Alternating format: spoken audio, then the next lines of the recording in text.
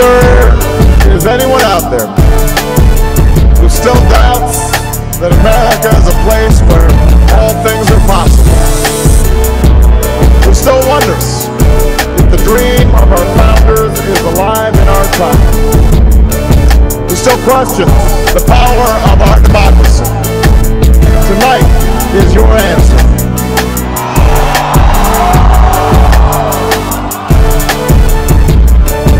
It's the answer told by lines that stretched around schools and churches, the numbers this nation has never seen, by people who waited 3 hours, 4 hours, many for the first time in their lives, because they believed that this time must be different, that their voices could be that difference.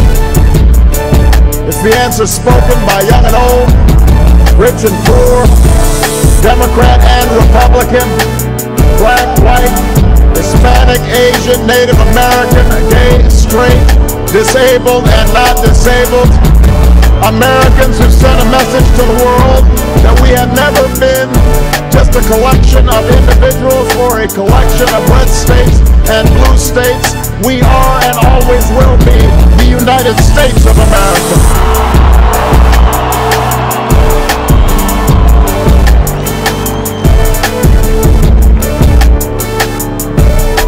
It's the answer that led those who've been told for so long by so many to be cynical, fearful, and doubtful about what we can achieve, put their hands on the arc of history, and bend it once more toward the hope of a better day. It's been a long time coming, but tonight, because of what we did on this day, in this election, at this defining moment, change has come to America.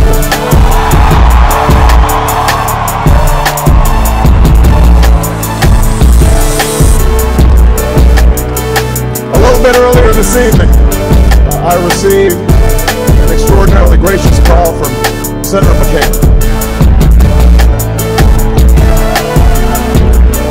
Senator McCain fought long and hard in this campaign. He's fought even longer and harder for the country that he loves. He has endured sacrifices for America that most of us cannot begin to imagine. We are better off for the service rendered by this brave and selfless leader. I congratulate him. I congratulate Governor Palin for all that they've achieved, and I look forward to working with them to renew this nation's promise in the months ahead.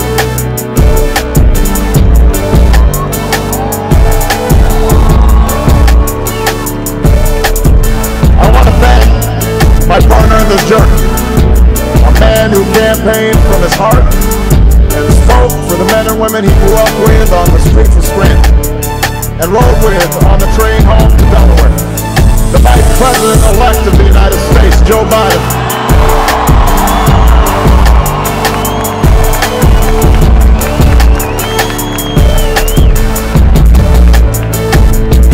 I would not be standing here tonight without the unyielding support of my best friend for the last 16 years, the rock of our family, the love of my life, the nation's next First Lady, Michelle Obama.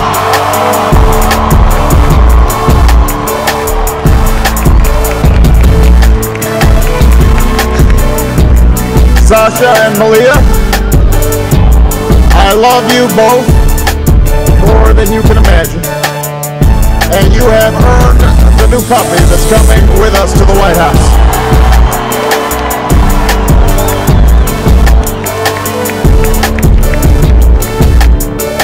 And while she's no longer with us, I know my grandmother's watching, along with the family that made me who I am. I miss them tonight. I know that my debt to them is beyond measure. To my sister Maya, my sister Alma, all my other brothers and sisters, thank you so much for all the support that you've given me. I'm grateful to them.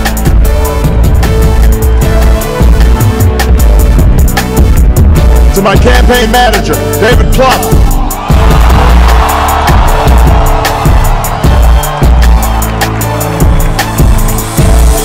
The unsung hero of this campaign, who built the best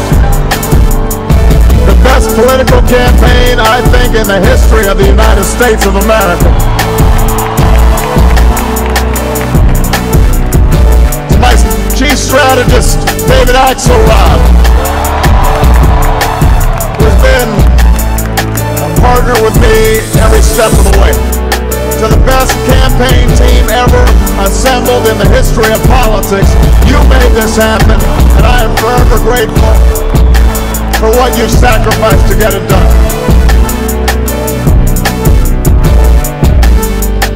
Above all, I will never forget who this victory truly belongs to. It belongs to you. It belongs to you. I was never the likeliest candidate for this office. We didn't start with much money or many endorsements. Our campaign was not hatched in the halls of Washington. It began in the backyards of Des Moines, the living rooms of Compton, the front porches of Charleston. It was built by working men and women who dug into what little savings they had to give $5, $10, $20 to the cause. It grew strength from the young people who rejected the myth of their generation's applicant, who left their homes and their families for jobs that offered little pay and less sleep. It drew strength from the not-so-young people who braved the bitter cold and scorching heat to knock on doors of perfect strangers. And from the millions of Americans who volunteered and organized and proved that more than 2 centuries later, a government of the people, by the people, and for the people has not perished from the earth. This is your victory.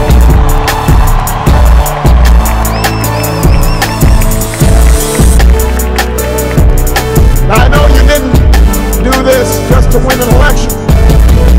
I know you didn't do it for me. You did it because you understand the enormity of the task that lies ahead. But even as we celebrate tonight, we know the challenges that tomorrow will bring are the greatest of our lifetime.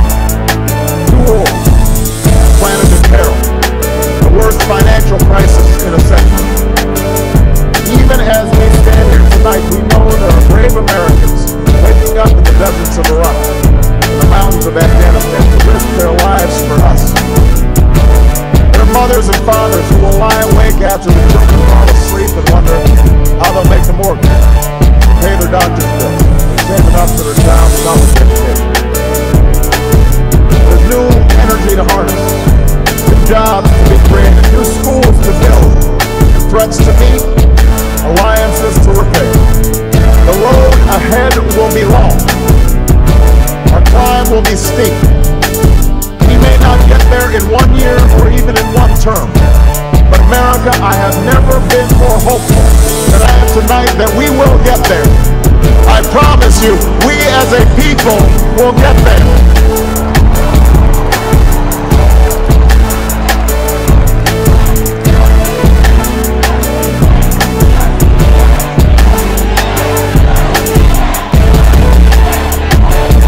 There will be setbacks and false starts. There are many who won't agree with every decision or policy I make as president. We know the government can't solve every problem. But I will always be honest with you about the challenges we face. I will listen to you, especially when we disagree. Above all, I will ask you to join in the work of remaking this nation the only way it's been done in America for 221 years. Block by block, brick by brick, calloused hand by calloused hand. What began 21 months ago in the depths of winter cannot end on this autumn night. This victory alone is not the change we seek. It is only the chance for us to make that change. And that cannot happen if we go back to the way things were. It can't happen without you, without a new spirit of service, a new spirit of sacrifice. So let us summon a new spirit of patriotism, of responsibility, us resolves to pitch in and work harder and look after not only ourselves but each other. Let us remember that if this financial crisis taught us anything, it's that we cannot have a thriving Wall Street while Main Street suffers. In this country, we rise or fall as one nation, as one people. Let's resist the temptation to fall back on the same partisanship and pettiness and immaturity that has poisoned our politics for so long. Let's remember that it was a man from this state who first carried the banner of the Republican Party in the White House, a party founded on the values of self-reliance and individual liberty and national unity. Those are values that we all share. And while the Democratic Party has won a great victory tonight, we do so with a measure of humility and determination to heal the divides that have held back our progress.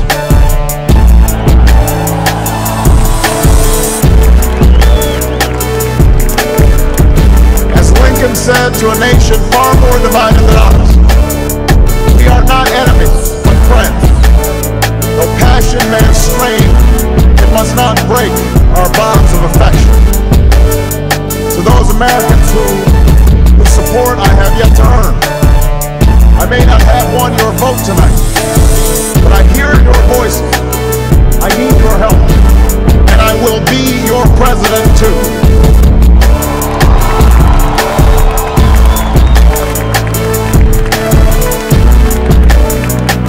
And all those watching tonight from beyond our shores, parliaments and palaces, those who are huddled around radios in the forgotten corners of the world, our stories are singular, but our destiny is shared.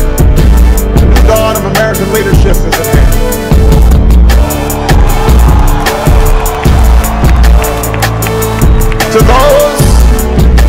To those who would tear the world down, we will defeat you. To those who seek peace and security, we support you. And to all those who have wondered if America's beacon still burns as bright, tonight we prove once more that the true strength of our nation comes not from the might of our arms or the scale of our wealth, but from the enduring power of our ideals: democracy, liberty, opportunity, and unyielding hope.